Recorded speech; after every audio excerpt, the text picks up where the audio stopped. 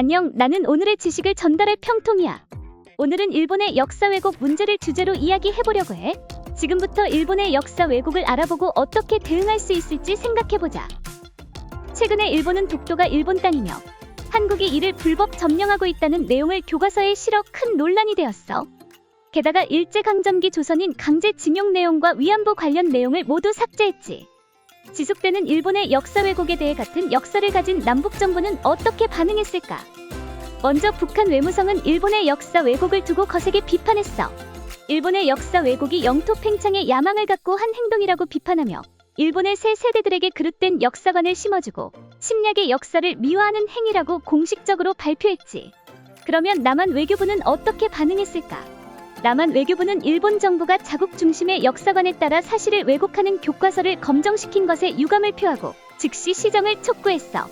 이처럼 하나의 역사를 지닌 남북이기 때문에 일본의 역사 왜곡에 대해 진실을 촉구하는 자세는 똑같았지. 그렇다면 하나의 역사를 가진 남북이 일본의 역사 왜곡에 대해 함께 대응해보면 어떨까? 실제로 남북은 역사 문제에 대해 함께 대응해왔어. 지금부터 한번 알아보자. 남북이 함께 대응한 일본 역사 왜곡 문제는 일본군 위안부 문제와 독도 관련 공동 토론회가 있어. 먼저 일본군 위안부 문제부터 알아보자. 남과 북은 아시아 연대회의에 함께 참여해 위안부 문제를 해결하려고 노력했어. 아시아 연대회의란 일본군 위안부 문제를 해결하기 위해 모인 국제연대회의야. 남과 북은 총 6차례에 걸쳐 공동으로 회의에 참석했어. 그 결과 남북은 수차례 공동 결의문과 성명서를 발표했지. 2000년에는 국제법정을 통해 함께 일본 정부의 일본군 위안부 문제에 대한 책임을 물었어. 이 법정은 제2차 세계대전 당시 위안부 피해를 입은 아시아 8개국과 일본 민간 단체가 공동 개최했어. 실제로 이 법정에서 위안부가의 병사가 진술을 하기도 했지. 이 법정에서 남과 북은 공동 기소문을 작성해서 일본을 공동으로 기소했어. 그 결과 유엔에서도 일본군 위안부 문제의 해결을 촉구하는 보고서들이 많이 채택되었어. 유엔 인권이사회는 보고서를 통해 일본군의 책임을 인정하고 피해자들에게 사과와 배상을 할 것을 권고했어. 이번엔 독도 문제야.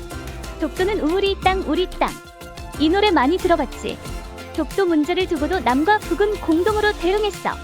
바로 2008년에 열린 남북 공동토론회를 통해서 힘을 합쳤어. 북한도 독도에 관심이 많아서 독도 문제를 알리기 위해 우표도 만들었대. 토론 마지막에는 남북 공동 결의문을 채택했는데 과거 일제강점기에 입은 피해들을 규명하고 역사 왜곡을 막기 위해 남과 북이 지속적인 연대 행동을 적극적으로 펼칠 것을 선언했어. 남북의 학자들이 만나서 평양에서 토론을 했다니 어때? 신기하지? 평통이가 전달한 오늘의 지식 어땠어? 몰랐던 사실이 참 많았지. 나도 조사하면서 새삼 놀랐다니까?